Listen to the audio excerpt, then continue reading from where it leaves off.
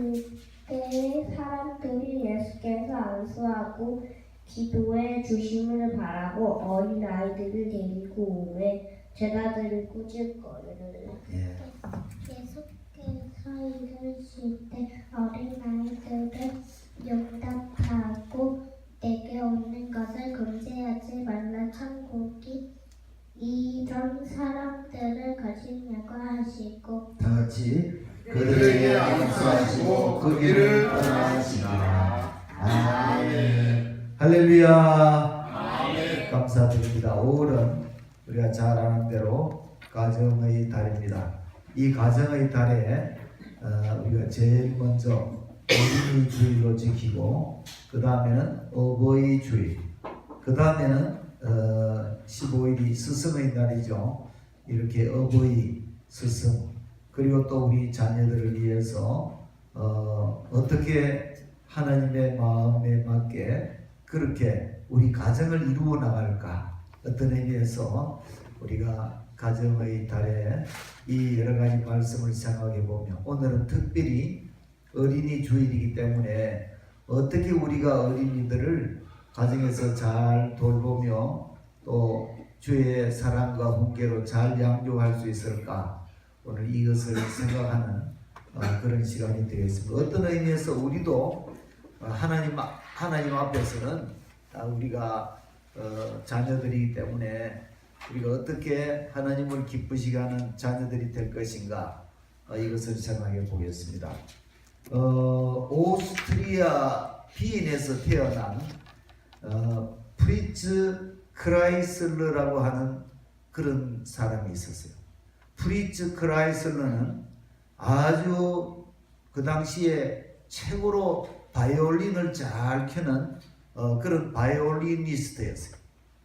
바이올린이 턱에 보고 이렇게 활로 이렇게 악기를 연주하는데, 이 바이올린을 아주 잘 켜는 사람이 프리츠 크라이슬러였어요. 이 프리츠 크라이슬러는 최고의 바이올리니스트였지만, 그러나 그는 언제나 악기에 대해서 만족을 하지 못하고, 어떻게 하면 좋은 악기를 내가 구해서 그 멋진 악기를 연주할까, 이것이 이 크라이슬러의 소원이었어요. 그런데 어느 날 이 세계적인 명기인 스트라디바리우스라고 하는 아주 세계적인 이 바이올린을 발견했어요. 그 가격은 무려 약 30-40억이 되는 어마어마한 그런 값의 명기였어요. 그래서 이 크라이슬러가 홀딱 반해가지고, 야, 바로 이것이다. 내가 이 악기를 내가 만일 구할 수 있다면 멋지게 연주를 한번 해볼 수 있는데, 이렇게 생각하고 그 주인에게 부탁했어요. 이 명기를 나는 꼭 사고 싶습니다. 그런데 나는 지금 돈이 없어요. 적어도 30-40억이나 된다면 그것은 만만치 않은 돈이고, 또 특히 이 크라이슬러는 평소에 자선 사업을 많이 해서 가난한 사람들을 몰래 도와주는 이런 일을 많이 했기 때문에 수중에 돈이 없었어요. 그래서 이 크라이슬러는 그 주인에게 부탁했어요. 제가 이 악기를 살 테니까 딴 사람한테 팔지 말고 꼭 이것을 간직해 두었다가 제가 오면은 저에게 꼭 이 악기를 파세요. 그렇게 하고 난 다음에 이 크라이슬러는 열심히 연주하고 열심히 돈을 벌어서 이제 그 악기를 사러 갔어요. 그런데 가보니까 그 악기는 이미 다른 사람에게 팔려버리고 말았어요. 오랫동안 안 오니까 그 주인이 그 엄청난 가격의 바이올린을 딴 사람에게 팔았어요. 그래서 이 크라이슬러가 그 주인에게 누구한테 팔았느냐 꼬치꼬치 물으니까 그분이 그 사람이 주소를 이야기해 주어가지고 그 악기를 산 사람을 찾아갔어요. 찾아가니까 그 사람은 어마어마하게 부자였는데 그 사람은 악기 수집이 취미인 사람이었어요. 세계적인 명기, 세계적으로 아주 이름난 악기들을 수집하는 그런 취미를 가진 사람이니까 어마어마하게 부자죠. 그런데 그 사람을 찾아가서 아저씨, 제가 이 악기를 이 스트라디바리우스라는 이 악기를, 이 바이올린을 제가 사겠습니다 하니까, 이 부자기 때문에 돈이 별로 궁하지 않은 사람이니까 안 됩니다.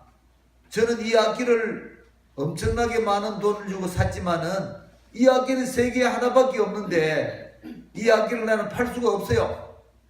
딱 잘라 말했어요. 그럴 때 이 크라이슬러는 너무 실망이 되었어요. 아니, 내가 돈을 주고도 살 수 없는 그런 상황이 되었기 때문에 이 크라이슬러가 이제 포기하고 발걸음을 옮기면서 문득 그 악기 주인에게 부탁을 했어요. 아저씨, 제가 마지막 소원이 하나 있습니다. 무슨 소원이요? 나는 이 악기를 절대로 팔 수 없습니다. 그래 알고 다른 생각하지 마세요. 예, 제 악기를 살려고 하는 것이 아니고 제 소원이 있기 때문에 말씀을 드립니다. 소원이 뭡니까? 저에게 딱 마지막으로 이 악기를 한번 연주를 할 수 있도록 해주세요. 그래요? 뭐 내가 팔 생각 없고 당신이 이것을 살 수가 없으니까 연주하는 것이야 내가 한번 허락하죠. 한번 연주해 보세요. 그래서 이 크라이슬러는 이 악기를 가지고 세계적으로 하나밖에 없는 아주 훌륭한 그 바이올린을 가지고 연주하기 시작했어요. 프리츠 크라이슬러가 세계적으로 유명한 바이올리니스트가 그것도 세계적인 악기를 가지고 쫙 연주하니까 한 10여 분쯤 이 바이올린을 연주하니까 그 악기 그 수집상이 눈이 휘둥그레졌어요. 아니, 이럴 수가 있나? 이것은 너무 그 악기 소리가 훌륭하고 그 예술의 경지에 들어가서 그 홀린 듯이 바이올린을 연주하는 그 크라이슬러의 그 연주 소리를 듣자 그만 이 주인이 감동을 받았어요.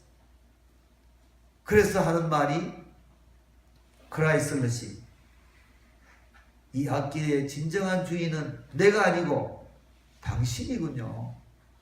나는 이 악기를 가지고 있으면 그냥 가만히 놔둘 건데 당신이야말로 이 악기를 가지고 세계에 다니면서 이 악기를 연주해서 많은 사람들을 감동시킬 수 있다면 오늘 내처럼 당신이야말로 이 악기의 진정한 주인이요.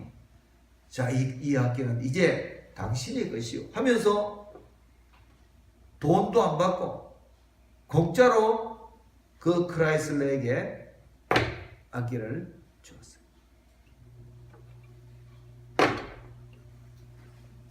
이 크라이슬러는 그 이후로 그 스트라디바리우스라고 하는 이 악기를 가지고 온 세계에 다니면서 연주를 해서 많은 사람들을 감동시키는 그런 연주가가 되었어요. 오늘 이 어린이날 제가 이 말씀을 드리는 이유는 우리는 특히 우리 어린아이들은 악기와 같아요. 누가 그 어린아이의 인생을 연주하느냐, 누가 그 일생토록 그 어린이의 삶을 누가 연주하느냐. 하나님은 훌륭한 연주가시다 말이죠.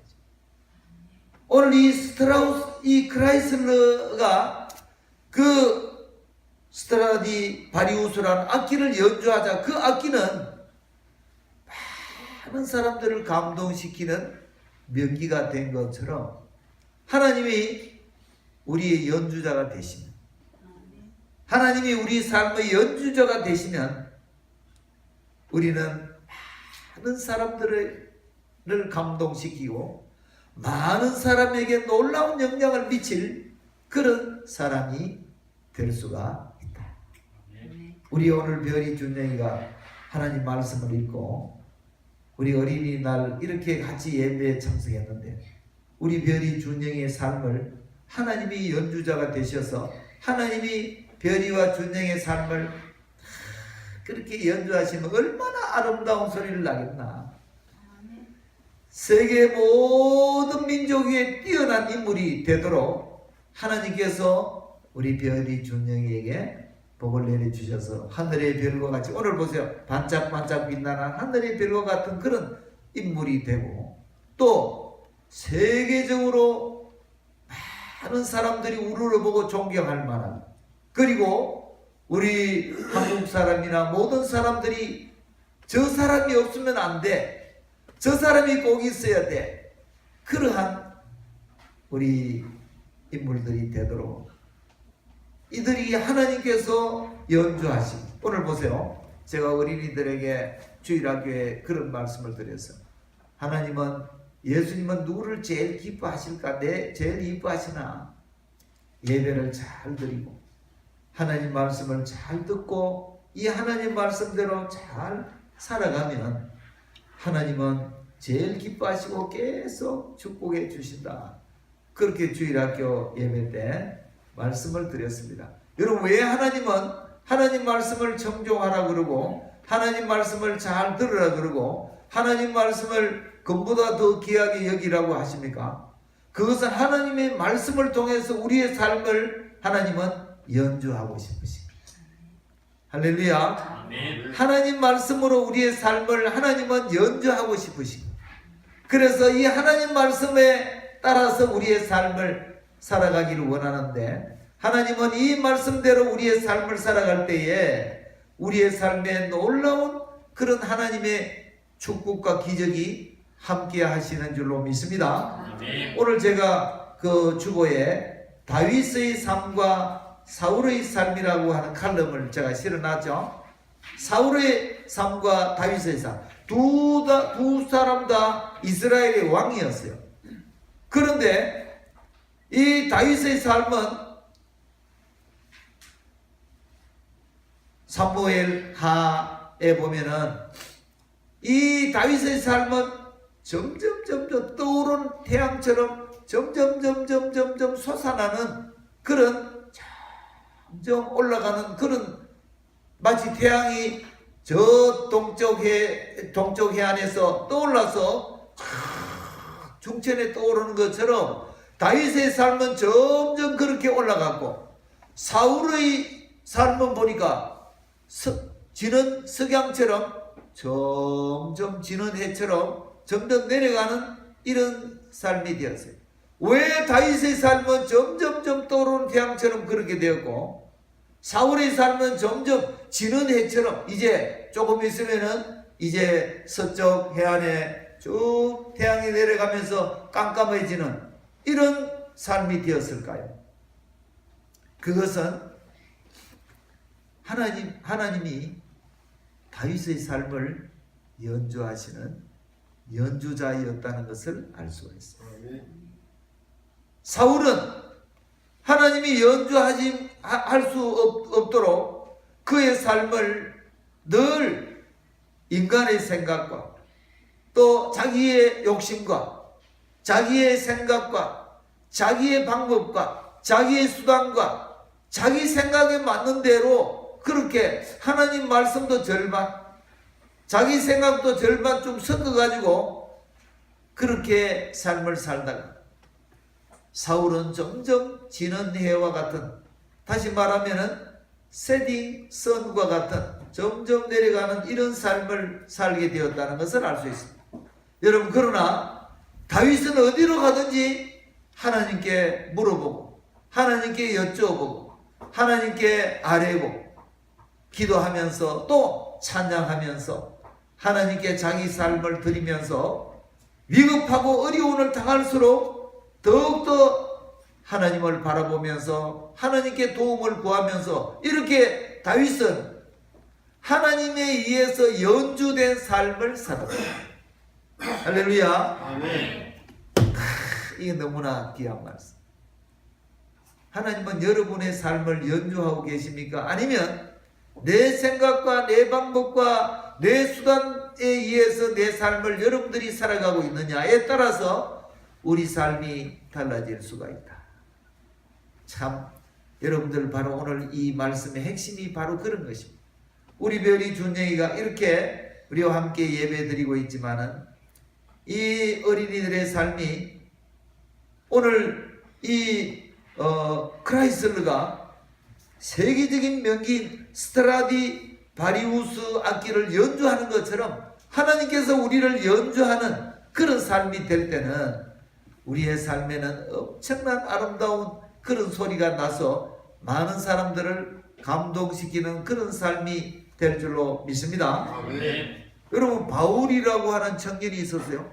이 바울이라는 청년은 아주 똑똑한 사람이야. 공부도 많이 했고 굉장히 그는 지식이 많아서 많은 사람들이 인정할 만한 그런 훌륭한 인물이었어요. 바울이라는 이 청년은. 그런데 이 바울이라는 청년은 예수 믿는 사람이 너무 미웠어. 왜? 자기가 생각해 볼 때 예수 믿는 사람들은 전부 다 바보 같고 어리석어 보이고 전부 다 엉터리 같은 그런 생각이 들었어요. 그래가지고 예수 믿는 사람들은 무조건 하고 잡아서 옥에 넣고 예수 믿는 사람이라고 하면 무조건 하고 그는 반대하고 그렇게 했어요. 그런데 어느 날 이 바울이라고 하는 청년이 어떤 환경을 목격했는가 하면은 보니까 많은 사람들이 스데반이라고 하는 집사님 앞에 모여 있는데 전부 다 손에 돌을 들고 있어요. 손에 돌을 들고 스데반이라고 하는 예수님을 믿는 집사님을 이제 돌로 치려고 이렇게 들고 있어요. 그래서 이 바울이라고 하는 청년이 가만히 보고 있었어요. 그런데 이 스데반이 그 돌을 들고 있는 사람들 앞에서도 얼마나 하나님의 말씀을 전하는 모습을 보니까 천사의 얼굴과 같았어요.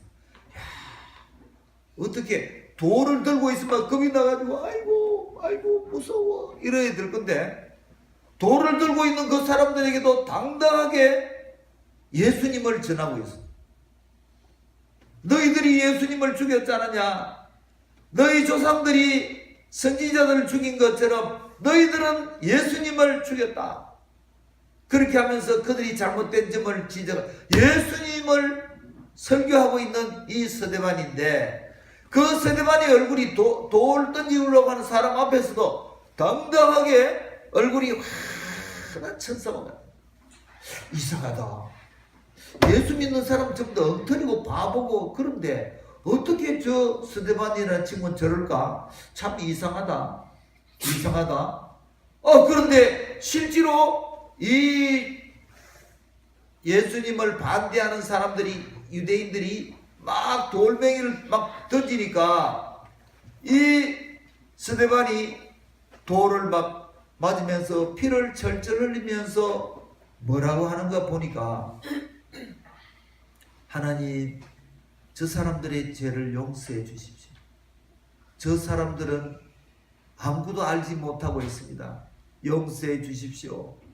예수님께서 저 하늘에 하나님의 보좌 우편에 서신 것을 내가 본다. 그러면서 편안하게 그 피를 흘리면서도 편안하게 그 자리에서 쓰러지는 그런 모습을 보고 이 바울이라고 하는 청년은 이상하게 생각했어요. 아니 도대체 예수님이 어떤 분이시길래 이 스데반이라는 사람은 자기를 돌로 쳐 죽이려고 하는 사람 앞에서도 천사처럼 당당하면서 또 그들의 잘못을 용서해달라고 기도하는 그런 모습을 보니까 생각이 조금 달라졌어요. 그래도 예수 믿는 사람은 엉터리야 하면서 또 예수 믿는 사람을 옥에 가두기 위해서 달려가고 있는데 어느 날 갑자기 하늘에서 환한 빛이 내려줘요. 너무 빛이 환히 비쳐가지고 이 바울이라는 청년이 쓰러졌어요. 쓰러졌는데 갑자기 음성이 들렸어요. 이 원래 바울의 이름이 사울이야. 사울아 사울아. 지금 아무도 안 보이는데 사울아 사울아 하는 음성이 들려요. 그래서 예, 제가 여기 있습니다. 사울아, 네가 나를 핍박하는 것이 참 힘들지? 그래, 지금 일어나서 저 아나니아라고 하는 사람에 가라. 앞으로 네가 무슨 일을 하는지 보여줄 것이다. 내가 너를 저 이방 온 세상에 가서 복음을 전하는 사람을 삼게 하노라. 그 말씀을 들어. 그런데 이 바울이라는 청년은 아무것도 안 보였어요. 그러니까 옆에 있는 사람들이 아니 당신 왜 이래? 왜 이래? 나를 저 아나니아라고 하는 사람 집으로 좀 데려다 주세요. 그래서 그 사람들이 아나니아라는 사람에게 데려가니까 아나니아는 지금 하나님께서 어떤 지시를 내렸냐면 내가 바울이라고 하는 청년을 보낼 테니까 그 사람에게 안수해서 눈을 낫게 하고 그 사람에게 온 세계에 가서 복음을 전하는 복음 전도자로 삼으라. 아이고 하나님, 그 바울이라는 청년이 어떤 사람인데요? 그 예수 믿는 사람을 막 핍박하고 죽이고 하는 그런 사람인데 아니야. 내가 택한 그릇이다.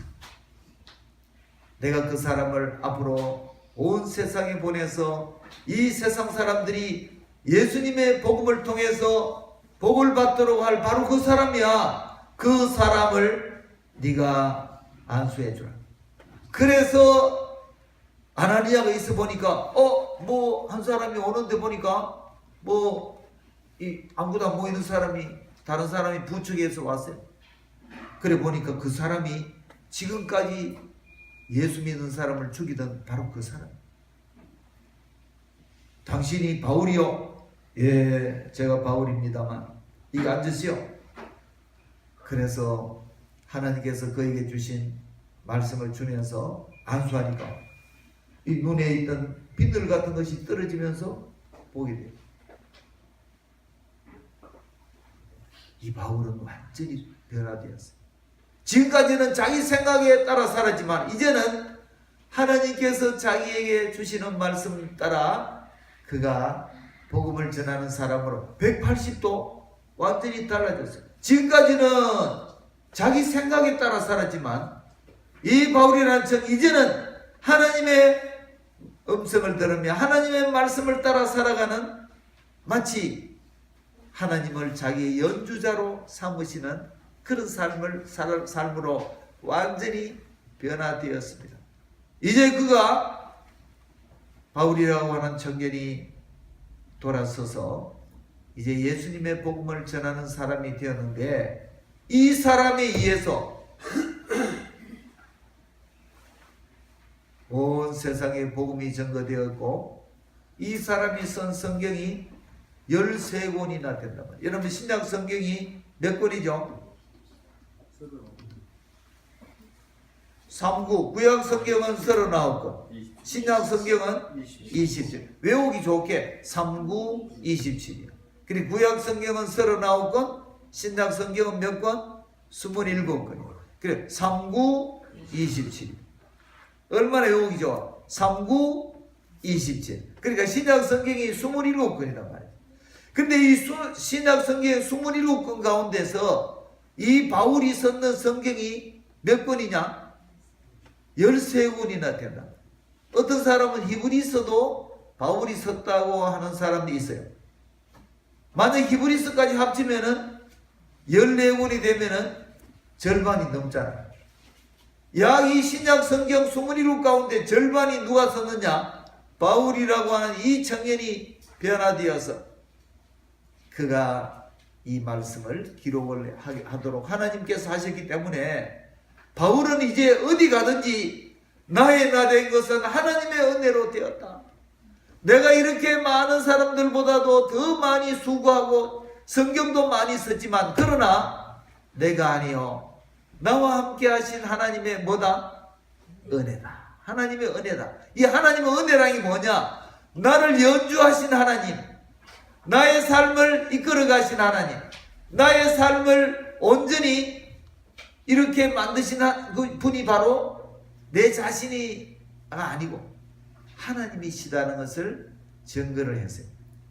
한번 따라합시다. 나의 나된 것은 하나님의 은혜로 된 것이다. 하나님의 은혜로 된 것이다. 자, 우리 저 옆에 벽에 보세요. 오늘 우리 집사님이 참 멋진 글을 하나 주셨어요. 저는 저 글이 오늘 설교와 아주 연결이 잘 되기 때문에 너무 좋아요. 한번 읽어볼까요? 여기서 잘 안 보이네. 자, 한번 읽어봅시다. 힘들어도 시작. 힘들어도 예수 안에 있으면 하나님이 다시 시작하신다. 아멘. 우리 삶이 완전히 망가진 이런 악기와 같은 그런 모습이라도 우리가 예수 안에 있으면 하나님께서 다시 우리를 고치시고 다시 기적을 베푸시고 다시 하나님께서 시작하시는 줄로 믿습니다. 아멘. 너무 좋은 말씀을 하나님이 우리 집사님을 통해서 주셨어요. 하나님이 다시 시작한다. 우리가 마치 망가진 자동차와 같고 망가진 그릇과 같고 망가진 악기와 같을지라도 하나님은 예수님 안에서 우리를 다시 망가진 부분들을 다 고치고 새롭게 해서 하나님 우리를 다시 연주하기 시작하면 우리는 오늘 이 바이올린 스트라디바리우스와 같은 이런 악기가 될 수 있다. 할렐루야. 아멘. 스트라디바리우스, 바로 하나님은 못 쓰는 베드로와 같은 사람. 이런 베드로와 같은 사람 별로 쓸모가 있을까요? 별로 인간적으로 볼 때 쓸모가 없을까요? 제가 볼 때 별로 쓸모없는 사람인 것 같아요. 성질도 급하고 막 우락부락하고 또 변덕도 심하고 또 이름도 베드로라고 하는 이름이 무슨 뜻입니까? 베드로의 원래 이름이 시몬이잖아요. 시몬이라는 이름이 원래 갈대라는 뜻, 갈대.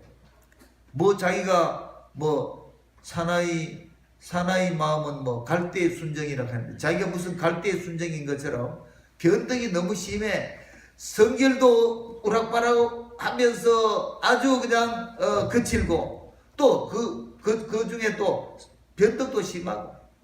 그렇지만은 베드로는 물론 예수님을 모른다고 부인했지만 다시 예수님께 자기의 사랑을 고백하면서 주여 제가 주님을 사랑합니다. 주님을 사랑합니다. 주님을 사랑합니다.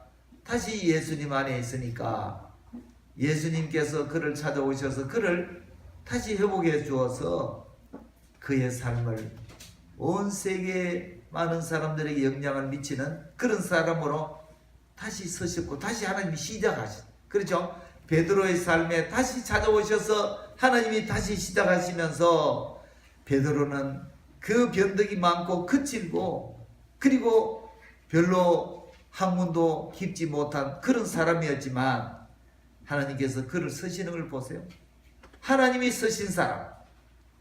오늘 이 크라이슬러처럼 이런 훌륭한 연주자가 귀한 악기를 연주할 때에 어마어마한 아름다운 소리가 나서 많은 사람을 감동시키는 것처럼 문제는 누가 연주하느냐 여기에 달려있다. 우리 인생도 누가 연주한 내 삶을 누가 이끌어 가시고 누가 내 삶을 연주하시느냐에 따라서 내 삶은 전과 후가 전혀 달라지는 삶이 될 줄로 믿습니다. 예수님이 우리의 삶을 다시 고치시고 다시 시작하신다. 다시 시작하신다. 이것은 우리한테 굉장히 희망을 주는 말씀.